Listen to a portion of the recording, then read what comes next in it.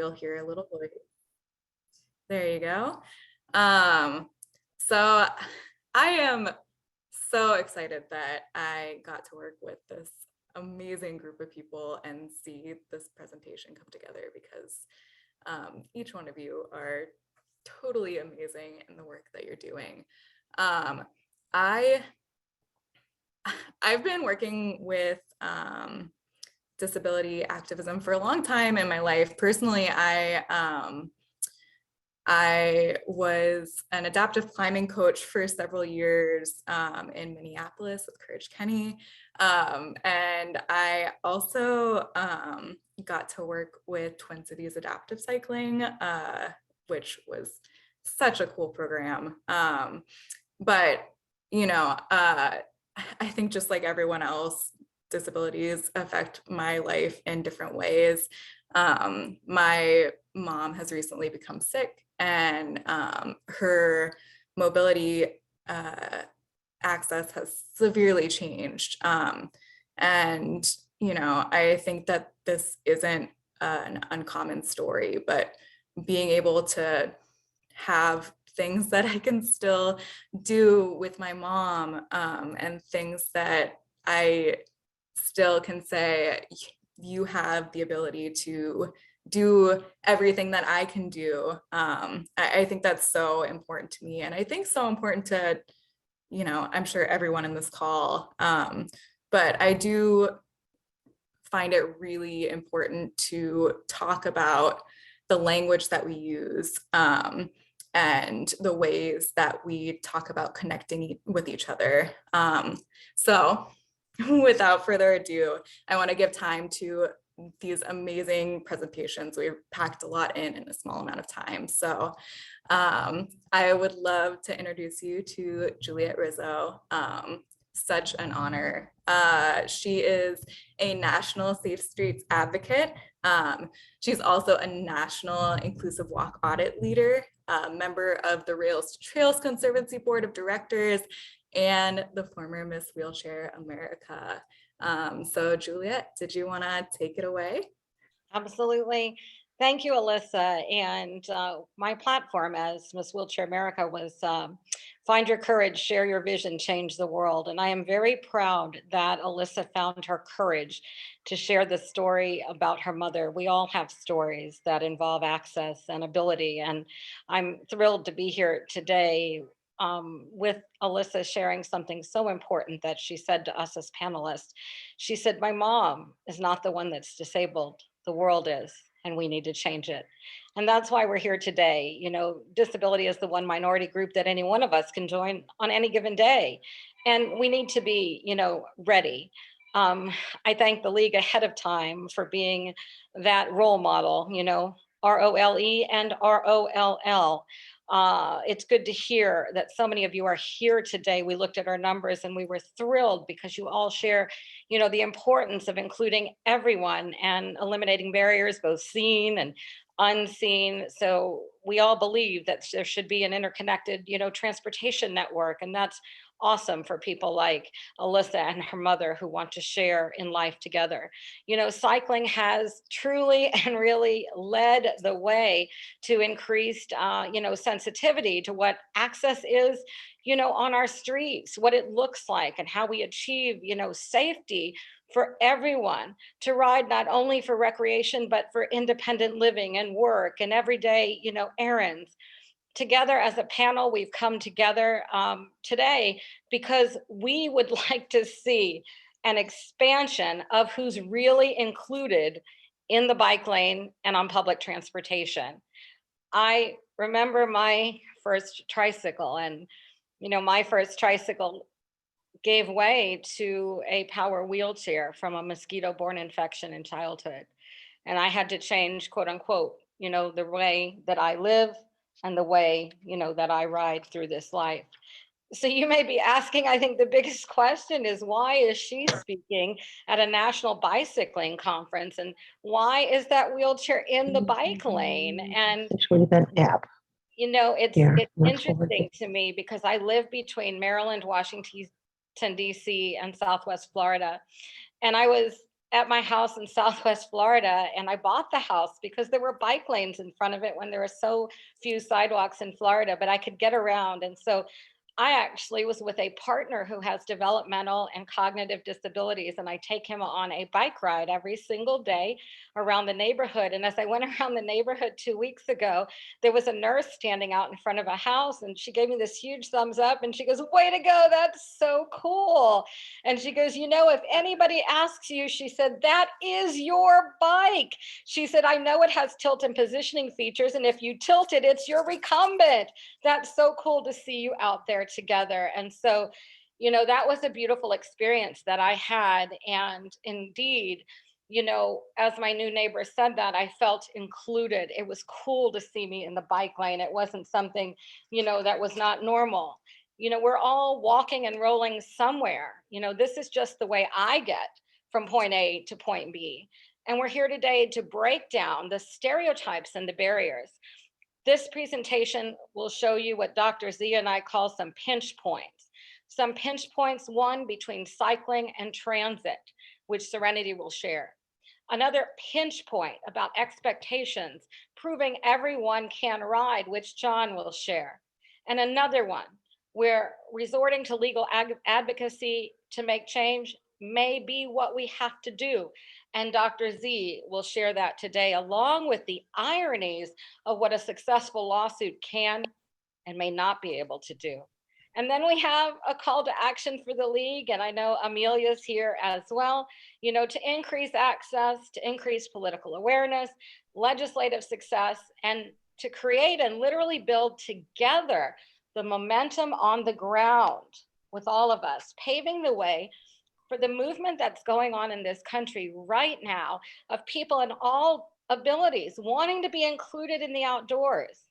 I'm on the board of Rails to Trails Conservancy, and we're doing just that, getting more people out on trails and in cycling. The pandemic produced more people outdoors, and that includes people of all abilities. Cyclists on the streets on all types of bikes, whether it's bikes or whether it's trikes or the new adventure chair.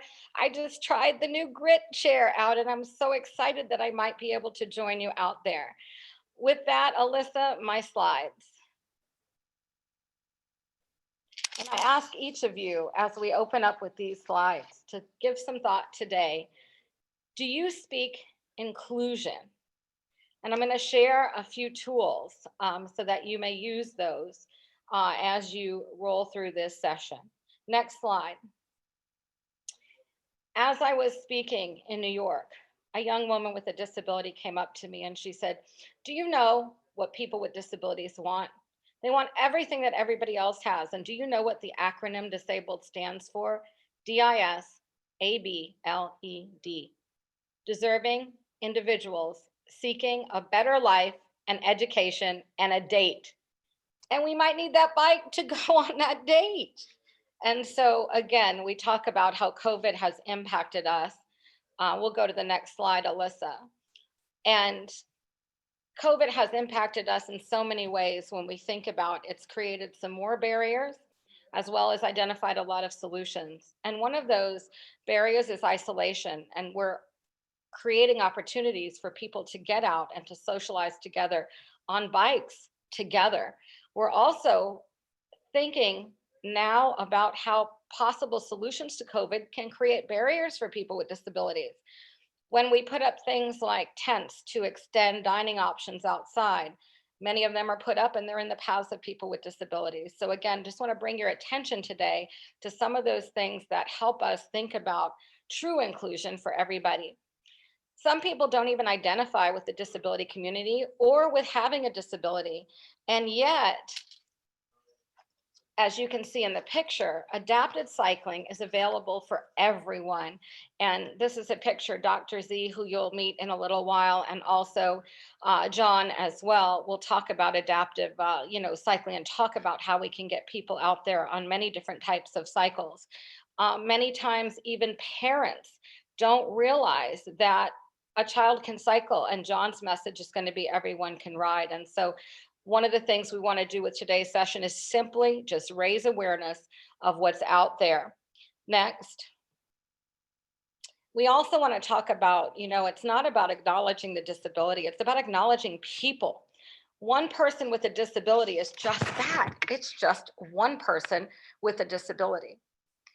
Every single person's experience with a disability is unique to them. It's not something to be fixed or cured or eliminated. So we're asking, recognize the person with the disability, not as the problem. Society is, as Alyssa's said about her mother, disability is only one facet of a whole individual. Next. We also want to bring up ableism, and ableism is the discrimination of and social prejudice against people with disabilities based on the belief that their typical abilities are superior. Ableism assigns inferior worth to people with developmental, emotional, physical, or psychiatric disabilities by literally devaluing potential. And we're asking you to guard against that. Next slide. Ableism and us, we all have the opportunity every single day when we see things that are not right to make them right and to get out of the problem and to find the solution. Failing to do so and failing to incorporate accessibility into building and community design and planning with the league is unacceptable. Next slide. We want to make sure everybody uses, and we will have resources in the end, rights affirming language. The person first, not the disability first. And we can go to the next slide with this. One of those that comes up for me all the time is, the person in the wheelchair is wheelchair bound. And I always ask, how could I be bound by the one thing that gives me freedom?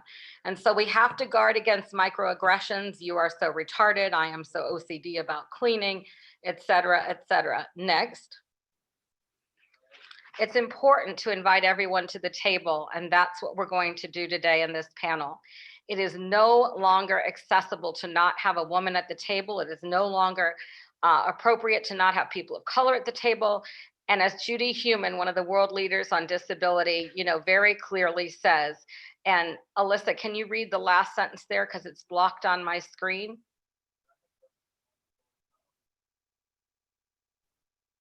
This last sentence from Judy. Yep. The very powerful sentence, and I think it's important for you to read it given what you said about your mother. It is no longer acceptable to not have a woman at the table. Oh, that's the one you already got. Just keep reading.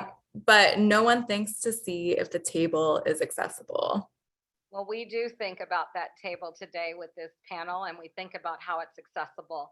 We also think about how we could invite people with disabilities, and 4 ways to do so are through governors' commissions on disabilities, mayors' commissions on disabilities, centers for independent living, the American Association of People with Disabilities, and through all of these individuals that are here today. One, Amelia is here with the league, and I just want her to share, and I want to commend her for announcing, and I'll let her do it, an upcoming roundtable where we can invite people with disabilities to the table. Go ahead, Amelia. Thank you so much, Juliette, and thanks for giving me a little bit of time today. So if anyone was on my previous session an hour ago, I was talking about the application updates we're making to the Bicycle Friendly Community Program and the emphasis on equity. And I have 2 links that I'll put in the chat. The first is just a general, if you want to participate in this equity conversation, we are undergoing a sort of broader equity listening process right now. And the second one is, as Juliette said, next week we are hosting a virtual accessibility roundtable to seek input and ideas from everyone who's interested in sharing with us how we can do a better job of reflecting the needs of cyclists with disabilities and hear from disability rights advocates. So thank you in advance to everyone who signs up for these. I'm putting the link on the chat right now. Please share your input with us as well via email at bfa@bikeleague.org. Thanks so much. excellent, Amelia. And as we all said, we couldn't believe today we were going to have a call to action for the league, and the league is already doing it. So congratulations to you and the league for taking this, so seriously and having us all here today. And to speak about that incredible user experience, I'm going to turn it over right now to Serenity, where she talks about the intersection of transit and usability and accessibility in trying to get her trike onto the light rail. Serenity.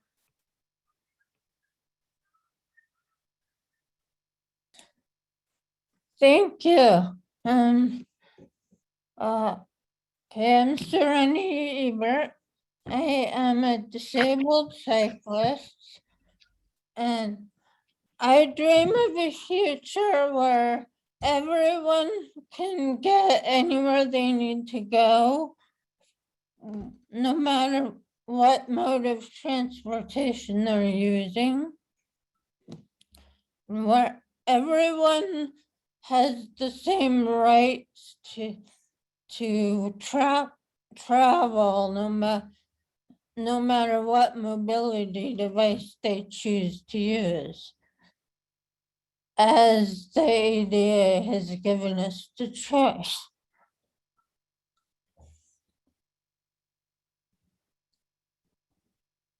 I think that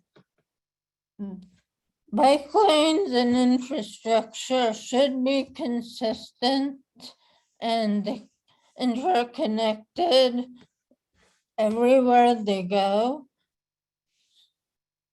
so that it is possible to get anywhere on your bike that you can get to in a car.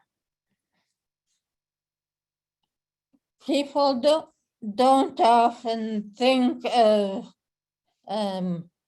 all the interconnectedness and consistencies that I need you to think about. I need you to think more about how frustrating it is to be riding along and suddenly your bike lane is nowhere to be found, or it's in a completely different place. And what do you do?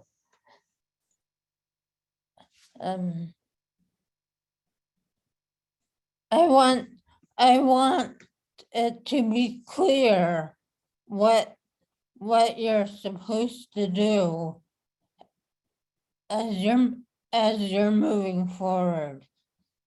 There should be clear infrastructure and signs that anyone can read by just glancing at them. You shouldn't be able, you shouldn't have to stop to be able to read the sign telling you where to go.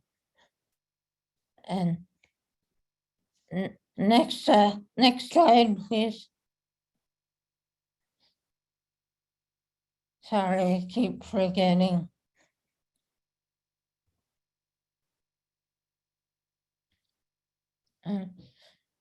Next slide.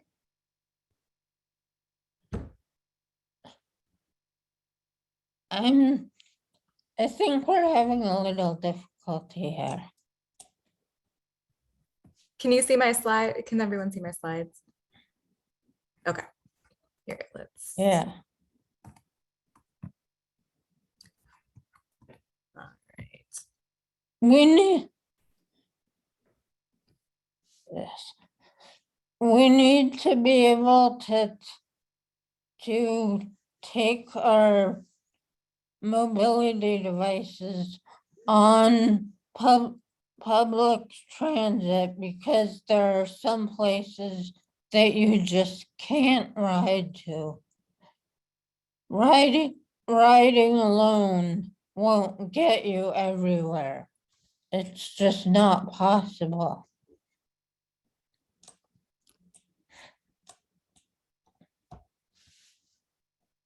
And so for the places you can't ride to, you need to be able to get your tricycle or mobility device on transit. The same way anyone on a bicycle is allowed to be on transit. Next slide, please.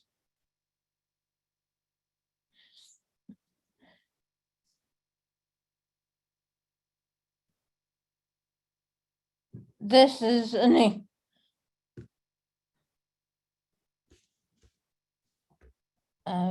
Sorry, Serenity. Technical difficulties, I got it. they keep changing. I'm just trying to make it hard on you. Oh, okay. Should be good now. This is an example of a bike car with a little ingenuity and reconfiguring. You can see it's possible to accommodate all sorts of bikes and mobility devices. Next slide.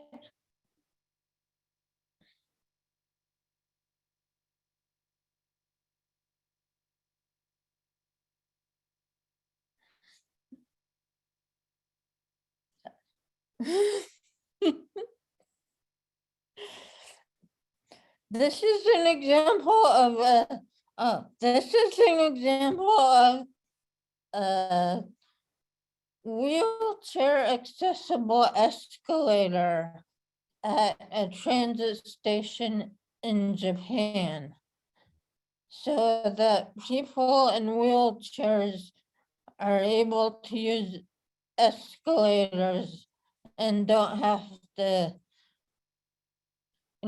find the elevator, which may be broken or hidden somewhere off to the side.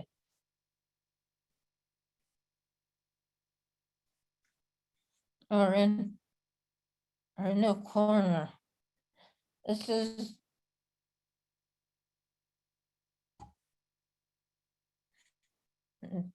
next slide. Sorry, Serenity. I'm gonna try to get this to work a little bit better.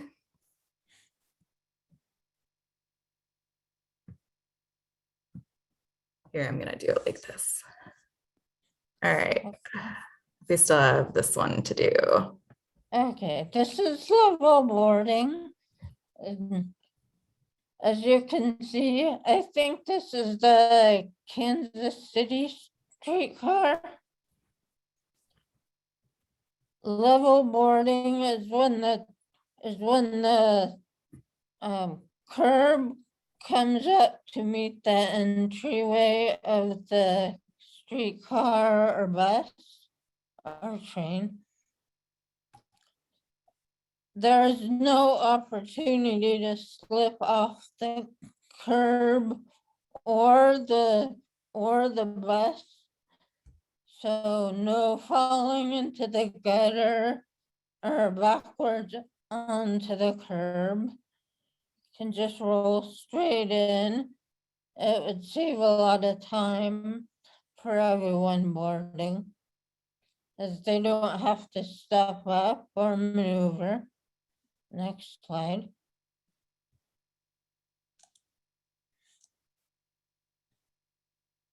You can see it allows bikes and trikes to just roll on or off. They don't have to maneuver or negotiate that big step down or step up. No lifting required. Next slide.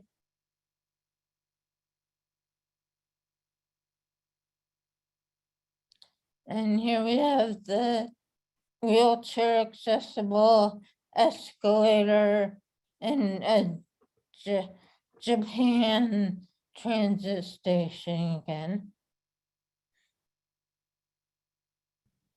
I think we hit all of your slides, Serenity. Thanks for dealing with my my awful slide work. Yeah, of course. course. Thank you for doing the slides. And thank you.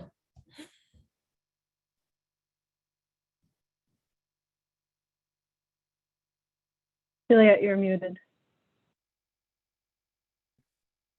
I think Serenity calls, to our attention some very powerful visuals. And Serenity brought to my own mind, as someone who commutes out of, Maryland into Washington, D.C. an hour, how hard it was for me to commute in the wheelchair with my wheels falling between the train and the track many a time, until we look at solutions like the ones that she showed us. I got bigger wheels up front, so I couldn't fall between, but look at what we can do with access. And so thank you for Serenity for pointing that out and being that type of systems advocate, for change, with your own personal example of wanting to take your trike, on public transit so you can get to and from all the great things you need to do. I want to call out right now just a comment that came up in the chat, and it's from Carolyn McGee, who says, I'm vision impaired and a member of the National Federation of the Blind. The state organization was shocked when I started riding.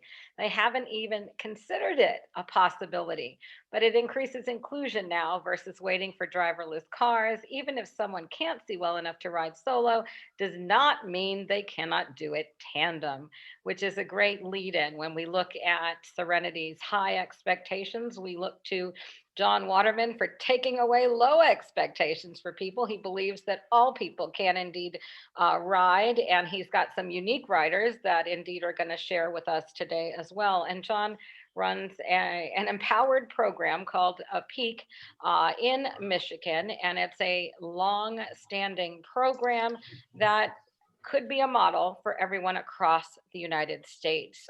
Everyone can ride, John. Show us how. Thank you so much, guys. I cannot tell you how excited I am being with this committee. Usually when I present, it's individuals without disabilities talking how to help those people with disabilities. Panel, we got this right. I am the least important person on this panel right now, and I've been working in adaptive cycling since 1988. Today, we'll be talking with 3 individuals with cognitive impairments, which is usually the disability left to the side for presentation. Their stories are not told, and their ability to comprehend some of the conversations are tough. And we use the term brainiac and brainiac talk when people start talking way above our ability to understand all the words that are being said. So we are not going to offend you by calling you brainiacs. We don't mean to offend people, but sometimes we need things broken down to different ways. Started the program in 1988. We became our own nonprofit in 2004 and have been worked with thousands of students. Everyone can ride. It may not look the same, but it is the same enjoyment and part of the group. Today, I'm going to introduce you to 3 individuals who are very brave, very tough, and they're the stars of a video we're going to be watching. The first person is somebody I've known for many years, is Shawn Kohsmann. I'm Shawn Kohsmann. Your name is Shawn Kohsmann. Shawn, where do you live? In Michigan. Canton, Michigan. Do you have a disability? I do. What is it? I mean, white is tough. Right. Do you have to tell people that, or do you want to tell people that? I do. I want to. You want to tell because you want people to understand you and a piece of you. Shawn, when you go to the gas station where you work, how do you get there? I'm awake. On your bike. What are the roads like? I mean, They're mean roads. And when you say mean roads, what makes a road mean? too many cars or trucks. Too many cars and trucks? And how do they drive? Too fast. Too fast. Have they ever beeped at you? I do. Do you ride on the road? Yes. The side of it? And when a car beeps at you, what do? Ignore it. Ignore it. Yeah, that's great. Shawn, we talked a little bit about your disability and riding back and forth. And you got to work. Have you ever been in an accident? Once I come home from work, So once coming home from work, what happened? I had a green light. The car didn't see me. You had a green light and the car didn't see you? Yep. And what happened? Toured out my bike without me knowing one. He totaled your bike and he bought you a new bike. What type of bike did he buy you? the Canada. You like Canada more than truck? Yeah. You're gonna start an argument at this committee right now, I see it. You ride your bike to get around in public, right? How do you? What else do you do here at PEAC? You're a what? King. You're a mechanic? And we're gonna be showing a video about you soon, aren't we? Yep. Thank you so much, Shawn. Amanda, can you introduce yourself? Hello, I'm Amanda Salinas from Wyandotte, Michigan. Amanda, do you have a disability? Yes, I do. What is it? Cognitive impairment. Math and reading is difficult. And so a cognitive impairment, math and reading is difficult. You also have a story about going to work one day, don't you? Yes. Can you tell us, even though it wasn't on a bike? I was riding a smart bus to work on a winter day and I fell on my tailbone on black ice. And did you also hit another part of your body? My head. Yeah. And why did you walk on to hit the black ice? What was covered up in snow? The cement. Yeah, the sidewalk. So you had to walk in the road, right? Yes. And who helped you? My coworker. Yeah. And so that was a really scary thing. And we didn't have winter maintenance here in Michigan, which is very important. Do you ride your bike with your family? Yes, I do. Where do you like to ride? To the park. Excellent. Juliette. Yeah. Taria, can you introduce yourself? Hello, my name is Taria Sims. I'm from Taylor, Michigan. And Taria, do you have a disability? Yeah, What is it? a cognitive impairment. Yeah, what does that mean? Reading and writing is tough. Yeah. Has anybody ever treated like you didn't know stuff? Yeah, Yeah, and what do you do now? You actually sit on a special committee, don't you? What committee is that? the RTA. So the Regional Transportation Authority? And, Yep. and you sit on the Citizens Advisory Committee? And do you ever vote against me? Yeah,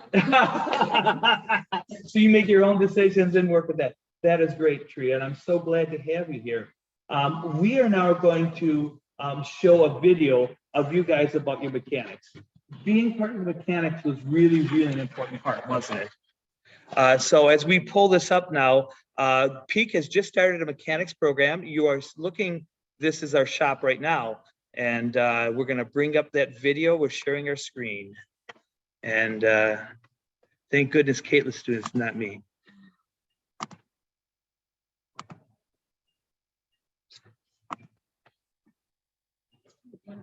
I'm Amanda Salinas. Taria Did you hit that? Sims. I'm Shawn Kohsmann. I have a disability problem, cognitive impairment, which is math and reading is difficult. Reading and writing is tough. We waiting stuff. One night's fine. I'm a mechanic person. I work on bikes. I fix bikes. Bike kink. Where are you at right now today? I'm at PEAC. PEAC, or Programs to Educate All Cyclists, provide cognitively impaired adults an opportunity to learn about bike repair and bike maintenance, socialize with other people, and using bicycles, using other forms of transportation to get to their jobs and lead their lives. Detroit in particular is a difficult city. It's huge geographically, and we don't have a great public transportation system. You can have a job 20 miles away and bus service isn't great. There's no train. Taxis and Ubers are very costly. It's a challenge for anybody to get around. One year I was working at U of M in Dearborn, and it was very winter bad. I was on my way to work and the smart bus dropped me off a mile away, and on my way to work I fell on black ice and I fell on my head and my tailbone. One time the street was flooded. It didn't have a detour for the pedestrians. It only had the detour for the cars. Had to call off work.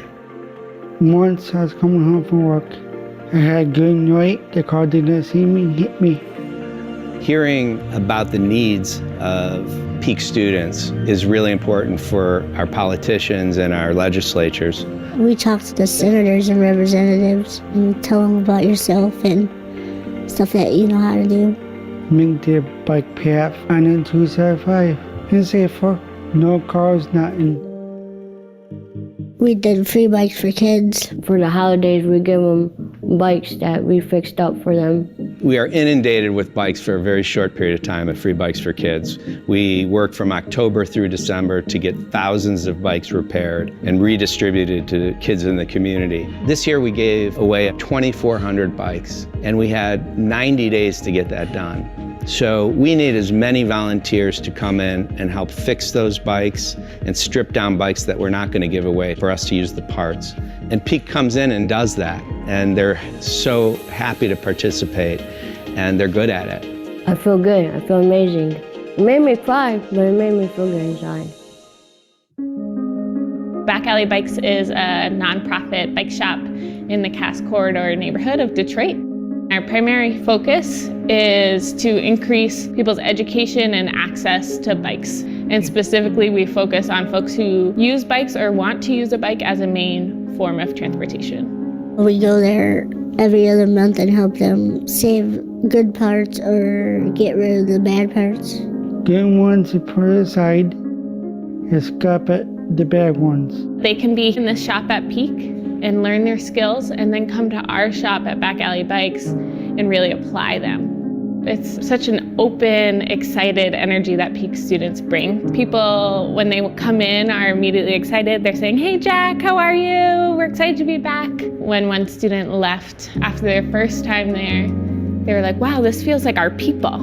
Folks at PEAC have also been a way for us to really learn about how to be teaching bike education for different people and different brains and different styles. They're also really contributing to recycling bikes and getting parts and bikes out to Detroiters.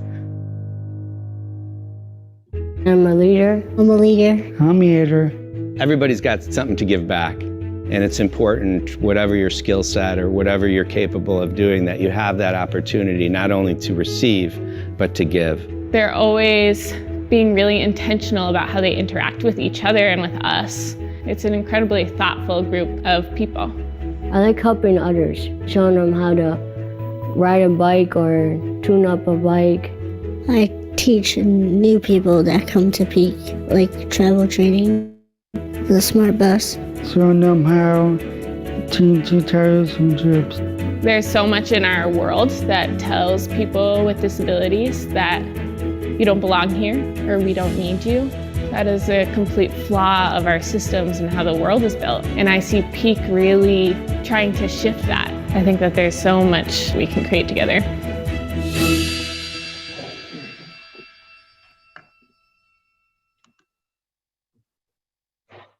Thank you so much for spending that little bit of time to watch that video. This is what life is. There are some times that we need help, correct, gang? Yes. But what can we do? Shawn, what can you do to help other people? What things do you love about working on the bikes? Can we? I'm sorry, what, Shawn? Take your bike apart. Take the bike apart? What about rusty bikes? Do you like rusty bikes or newer bikes? The new ones. Why? Good.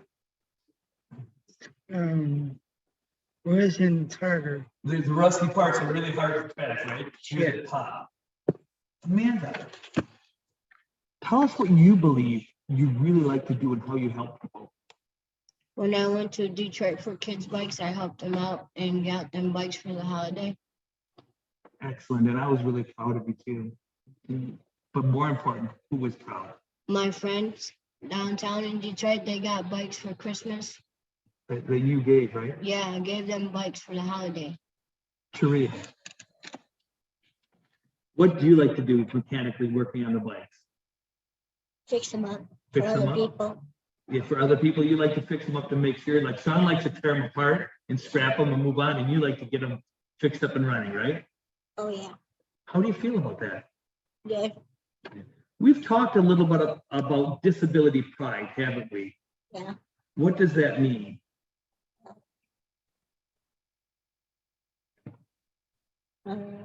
That was strong. They were strong. I mean, you're proud of yourself. Do you remember the first time you came out to a group to talk about your disability? What did you do? I cried. Oh, you did. Oh, do you remember those moments?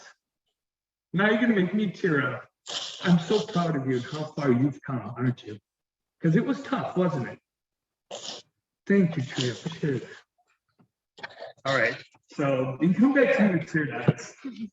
And that's one of the things that we've had such an awakening here, that it's okay to be upset. And I never really tear up, and she made me do it again, Taria. I can't believe it. But her first time, she wanted to say it so bad, and it was so tough to talk about it. And when you have a cognitive impairment, there is that bit where people think you don't know, right? They act like we don't know anything. Yeah, they act like you don't know anything, Amanda. Thank you for sharing that with me. And that's one of the things we're really going to work on and try to change, and making things cognitively accessible. That means using simpler words, rephrasing things, and allowing people to come into that. I thank you guys for what you're doing. I'm so proud of what the league's doing, and I thank you for being part of this committee. What do you guys say to everybody? Thank you. All right. Thank you. Thank you, PEAC, all of you. What a moving presentation, showing us the real reasons why people ride. Really appreciate that. And there's just somebody here with me who just heard your presentation, John, and in a way was brought to tears. Corey said he just wants to say something real quickly. Go ahead, Corey.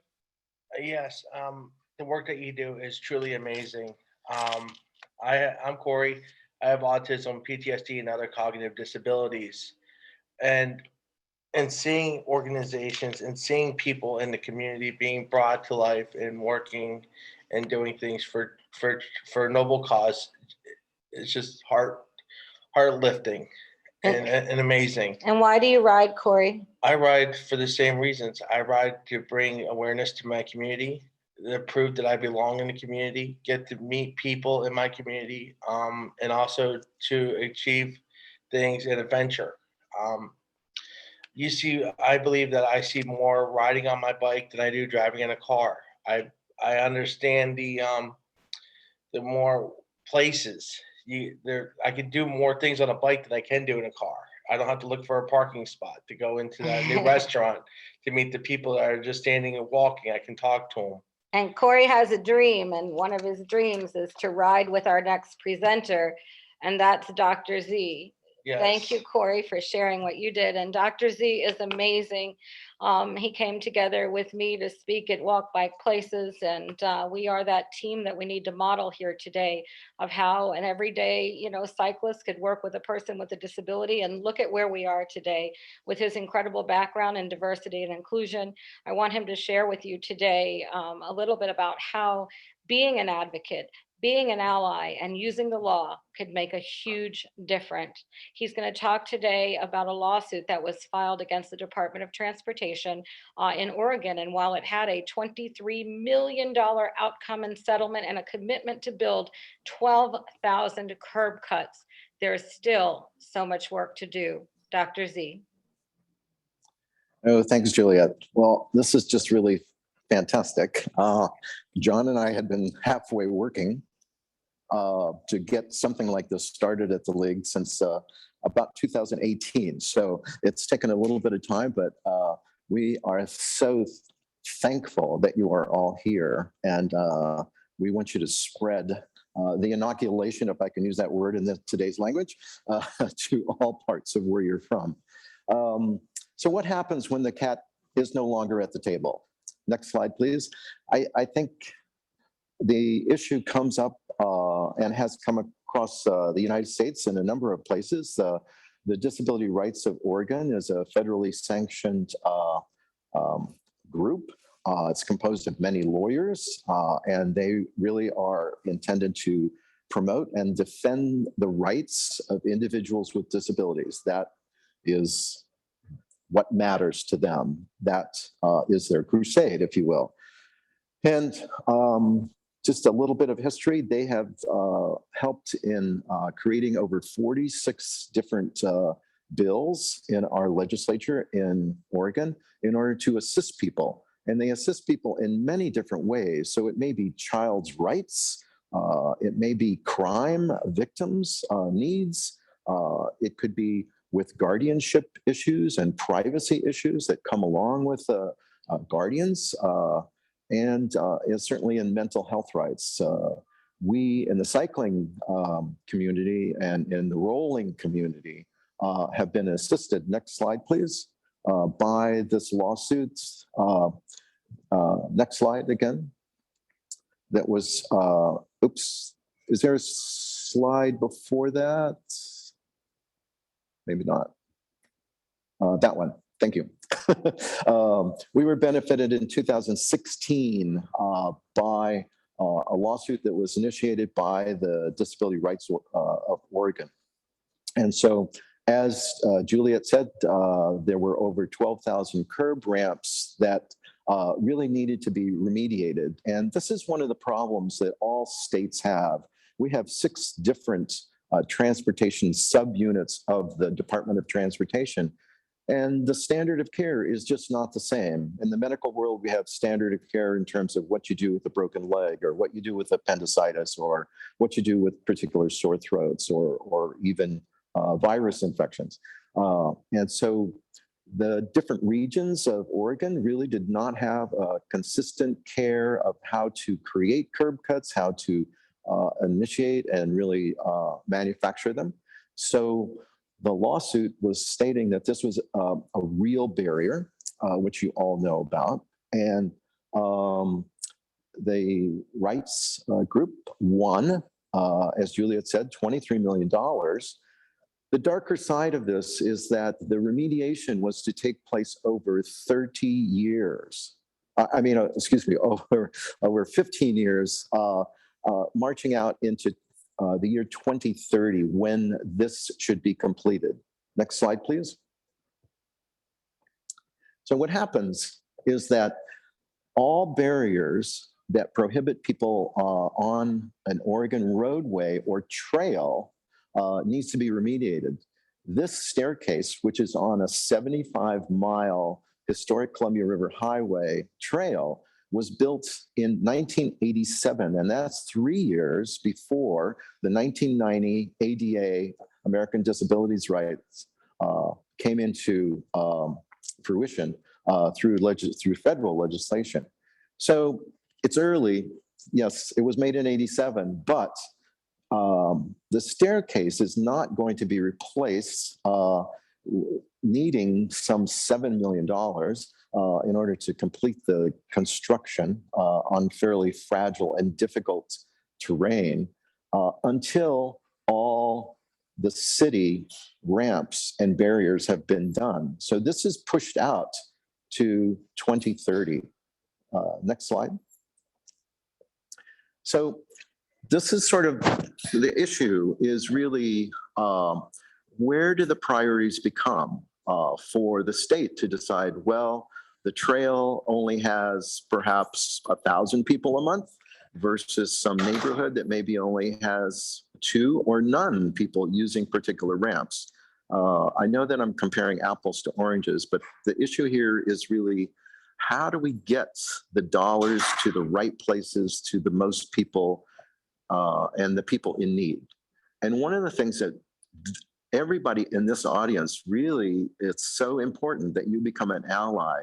And much like John's ability to talk to someone in language that's really acknowledging who the person is no different than a physician having to understand who the patient is. And that who the patient is goes back to what Juliette was talking about.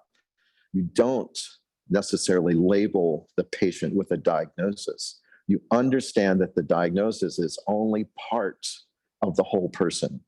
And really looking the person in the eye and understanding that becomes the absolute necessity. And the necessity of understanding and acknowledging someone else is really opening up not only the accessibility between 2 humans when you're talking about them, but it's also the accessibility on the street. Next. So, given the pandemic, a lot of people have now really understood what isolation is.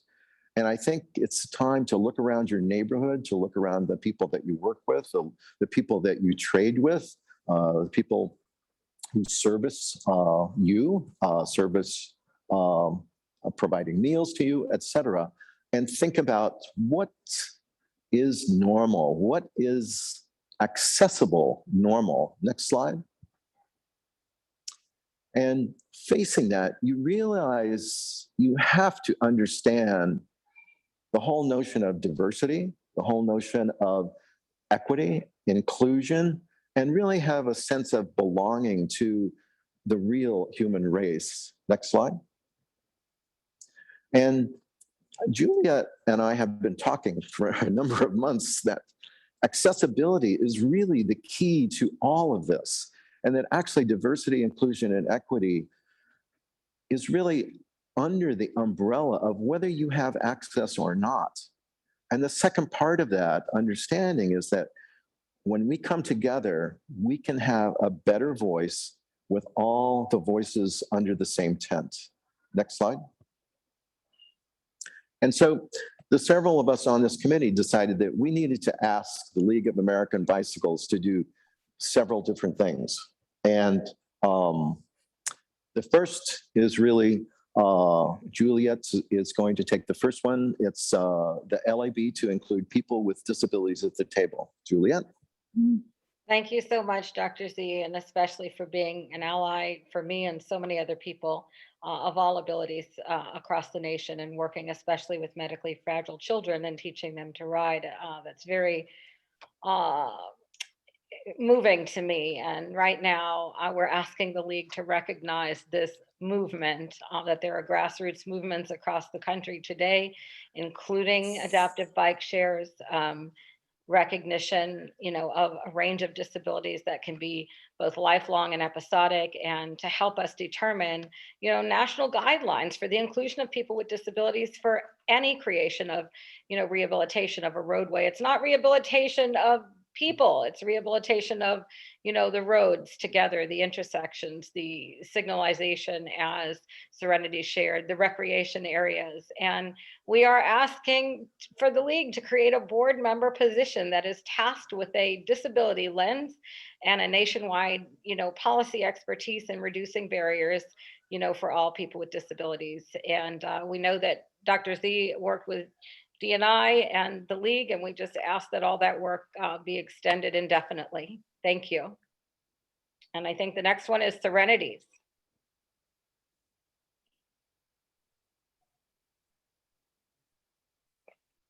Serenity, would you like to read number 2? League to consider a name refinement for inclusion. Inclusion of all cyclists and recognition that they're not just on bicycles. The American League of Cyclists would be a good name. It recognizes that cyclists ride all types of cycles, not just 2 wheels. Thank you, Serenity. And that includes hand cycles and tricycles and quadricycles and recumbents and tandems, strider cycles, hand and foot powered cycles, trailers, cargo cycles, those cycles for those who ride who are vision impaired, rail riders, adventure wheelchairs, etc. Thank you, Serenity. And John, I believe the next one is yours. Yes, I believe in asking for the League to complete an adaptive cycling instructor curriculum to ensure that adaptive cycling instructor is aimed at the whole age spectrum that would include adaptive cycling technology, including targets not only for children, but for their parents of the children, that they may realize that everyone can ride, and that cycling is not beyond their abilities. Any human that has an acute or mild trauma, or has physical needs, or anybody who's temporarily in need of an adaptive cycle will be able to access that and ride and understand they can still keep riding. One of our board members fell on his bike, and he's riding a recumbent trike now till he gets himself back up to riding his bike. Also, any older adult, assuring an assistive cycle for them. It is my desire to live long enough that I will need to have my students help me get from place to place. Thank you. And while John is still there with his students, I would like all of us to give them a hand, whether it's in the chat or whether it's with the little icons on the screen, but just a word of thanks to everyone there at PEAC with John for their presentations today. I'm seeing those thumbs up, and you got one from me too over here. And with that, let's go ahead to Dr. Z for the last call to the league. Not necessarily the last, but one of the ones that we have today. Oh, thank you, Juliette. I think the big deal here is that we need to think about the long arc. And the past 20, 25 years, we've been thinking bike lanes. Do we need bike lanes? Are there white bike lanes only? Many issues regarding race, redlining across our cities, our streets, our communities. And this is certainly people with disabilities face those barriers much greater than people that have other physical abilities. And part of the issue that you heard from Serenity was, wow, I can get to certain places on my own with my tricycle, but then it's discontinuous, it's hyphenated. And we need to think about this next horizon that's rapidly coming at us, in which we need bike networks. We need people networks on any ability that they can muster. So whether it's a ramp that had to be enforced by legal means, or whether it's having a bus that stoops down so that you can get on the bus with your walker or with a cane. And the networks is really the next big step. And I think that's what we really want to invite you all to think about, this long-term, short-term, immediate-term issues of accessibility and the freedom of, the small percent is really a reflection of that whole percent. I realize I'm sort of compromising Lincoln's statement from a long time ago, but when we have everybody connected, that will make our society a much better place. And I think that's what all of us believe here at this table. So we hope you join us at this table. I want you to, I'm going to have Amelia repeat her call to action again. Hopefully, Amelia, are you still there? Maybe just just state again the day of the meeting or signing up for the meeting, and we would love to have you all participate. So thank you very much. This is exciting. This is a great step. So, much appreciated. Absolutely. Yes. Thank you so much for the opportunity again to share this. So I'll put this in the chat once again. But the League is undergoing an equity update of our bicycle-friendly community application, and we're undergoing a number of sort of listening sessions and surveys and focus groups. And one thing we're doing that we're announcing here at the summit is a virtual accessibility roundtable to help us hear your ideas about accessibility issues that we should be incorporating into the BFC application. So I'm putting a few different links in the chat box. The first one is a Google form to give us your contact information. The second one is actually a doodle poll so that you can tell us when next week you're available, so we can pick the time that is works for the most people. And if we pick a time that doesn't work for you and you want to continue to engage with us, don't worry, this won't be the last time we're having this conversation, just the first. And I'm really excited to continue this conversation with you all. So thank you for, on behalf of the League, if I may, thank you for holding this call to action. Thank you for holding us accountable. Thank you for continuing to engage with us so that we can do a better job of incorporating all of this input into our programs. I'll hand it back to you all. Thank you, Amelia. And I think Amelia just made a very profound statement that we in the abilities community support, and that is that disability should not be an afterthought. And thank you to the League for putting it up front, and center. We must continue to break down barriers. We must create inclusive policies on streets, and on transit. Thank you all for staying with us today. We did go a little long, but the reason why we went long is so that every single voice could indeed be heard. as they are, and that we continue to work together, all of us, to raise awareness of the education that's needed to do this, of help that those who inform the guidelines to do that the best way possible to include all cyclists. We not only invite people with disabilities to the table, but I say on behalf of all of our panelists today, invite us to ride with you. That's what we really want. And I encourage everybody here, with respect to what Amelia just said, if you know a person with a disability or a hidden disability or somebody that might join the disability community, bring them to the table so that their voices can be heard when she has that listening session next week. Sometimes it's very difficult to reach out when you don't know how and things aren't accessible. But sometimes when we have individuals that can break down, barriers and help, then we make the opportunities possible for so many people. Recognize the grassroots movement, as we said, where cyclists are coming together, as Serenity said, to live out dreams. And her dream is to get everybody together so that everybody can get around in the mode that they most want, whether it's walking, whether it's rolling, whether it's driving, whether it's cycling. This is a lifelong effort. We want DIE and A to become a reality for everyone. Please add the A for accessibility. And again, just to repeat one last time, to think people first. People first. It's not the rehab of the people, it's the rehabilitation of the roads together. And with that said, I see John Waterman sitting on the edge of his seat, and I think he wants to say something. I always want to say something. I was sitting on the edge of my seat because what you're saying is what I believe so long, guys. I felt like this lone voice out there screaming, and just like our video said, I feel at home with my people. Guys, and everyone else here does too. Thank you for inviting us to the league. Thank you. Yeah.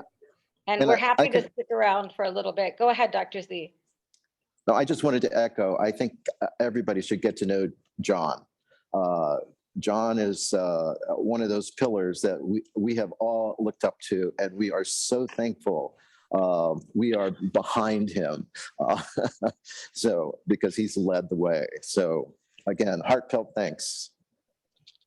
Thank you all so much. I'm so honored to be a part of this amazing group. I do want to give people some time to get to our next event, which is our virtual plenary with Mayor Claudia Lopez of Bogota, which is going to be really amazing. But I will stay on, and we can stay on if anyone has questions. But I just want to give people the space to hop off if they need a minute before the next presentation.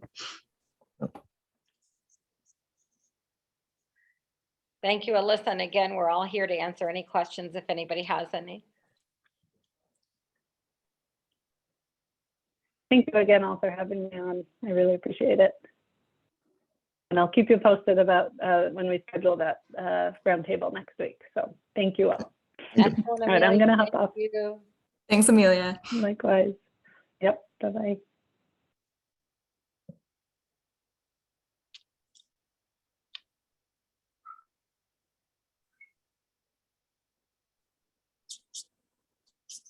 Thank you, Alyssa. Great job keeping us. Yeah, thank you. Great job to everyone. I think I'll do a last call for questions and then stop the recording. Oh, it looks like Larry, you have your hand raised. Yes, I'm curious as to how far discussions have gone on with the league about training a group of LCIs to assist in disabled instruction. I say that. Yeah. They say that as an LCI and as a national coach. I'm very curious about this, and also someone who is just is just moved to a recumbent trike because of health reasons.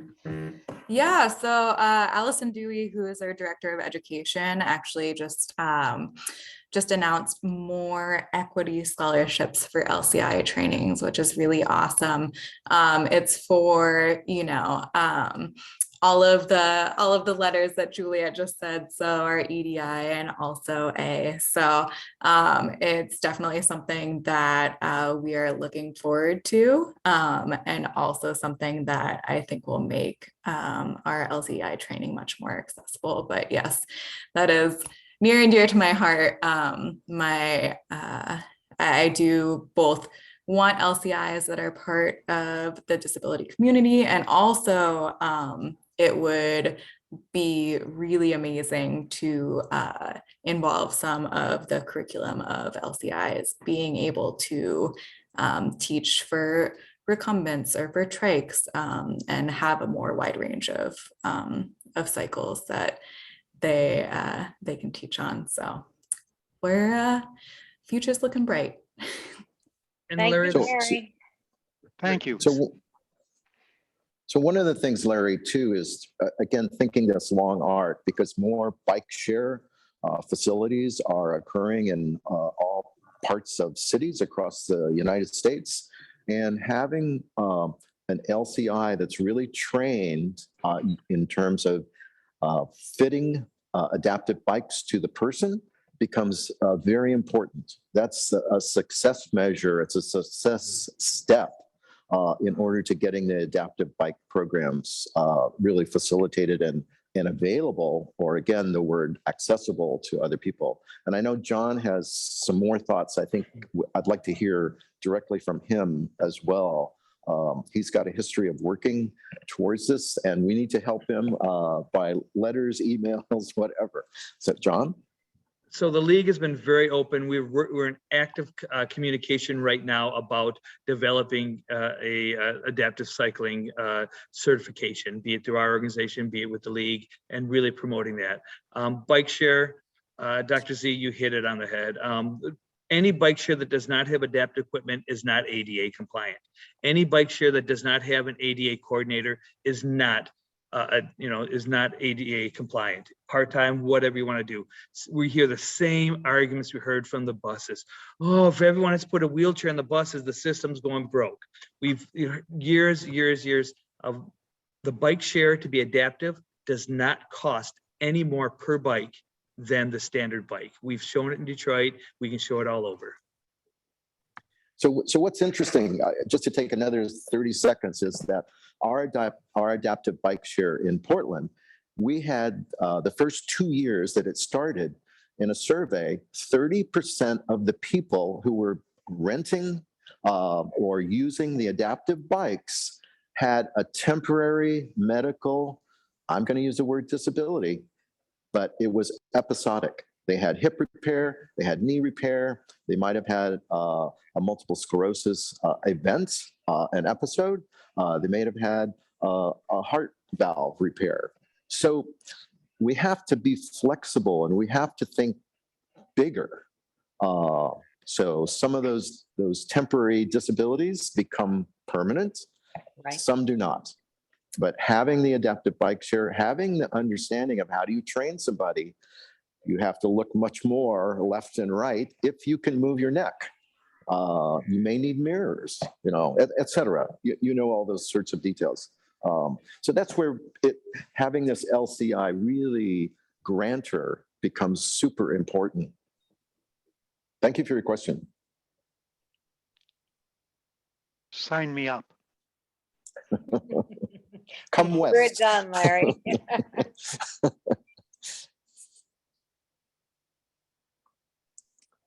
Well, thank you all for being here. We really appreciate this.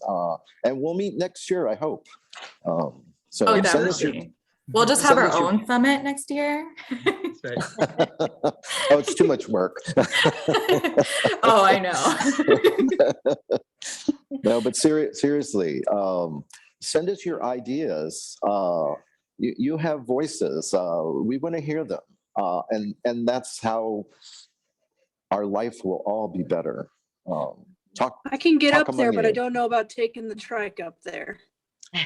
Planes and everything, Then we'll maybe have to figure that out. Yeah, then maybe PEAC needs to bring his truck of bikes and fleets. We need to talk about that, or maybe Right. PC gets a bike fleet. So let's look at what we can do. And Yeah, I know you just shared that, and I would just, make sure that you continue to be vocal, because anything is possible. I mean, if you believe, you can achieve, as John has, well shared today. Thank you, everyone. Thank you all so much again. Are there any last minute questions before we wrap up? Beautiful. Well, thank you all again so much. Yeah. I don't know if the presenters got to see the love happening in the chat, but I definitely recommend looking through it because it's very heartwarming. So I really appreciate having you here. Thank you. There you are. Give you another hand. Excellent. Thumbs up to all. Great presentations. Alyssa, can you capture that chat for us? Yeah, I have it saved, so I'll be able to send the whole thing to you. Excellent. Yes, yeah. Excellent. Thank you. I Well, want to know if thank you all anybody. again. I hope you have an amazing rest of your summit. Make sure to hop on the plenary in a couple minutes if you have a second, but I am very excited for the rest of what's going on. So I just want to know, Alyssa, if anybody else from PEAC has anything else to say, because yes, yeah. Do you have anything else you want to add as we leave? Thank you for letting us do this video and showing us our video too, guys. Absolutely. You were an integral part of this presentation. We thank you for being speakers. We thank you for sharing, your personal lives and stories, and for the independent examples that you show the rest of the world. So thank you for that. And as I said in the beginning, it was all about finding your courage, sharing your vision, and helping us change the world, which you did today. And I have to say, these guys have been amazing this week. What happened to us this week? Our van got stolen. We had a truck full of all the bikes. And what happened? They scrapped our 12 bikes. They scrapped the 12 bikes that we built for kids in Detroit, but Channel 2, Channel 4, Channel 7, everyone came to interview us. In fact, Channel 4 is coming back in the next 20 minutes to do an interview. The van was found in the community with only the lock damaged, and everyone pulled together. So these guys have been out there talking to the news media and making a difference. John, as we say in public relations, any PR is good PR. Well, we jumped on it, and actually they came to us. So we're excited. We're going to go see Channel 4 now. So thank you guys. You're amazing. Thank you. Bye-bye. Bye-bye. Thank you so much, everyone. Bye. Bye. Great job, everyone. Great job, Serenity. Dr. Z, Alyssa, appreciate you. And hi to your mom.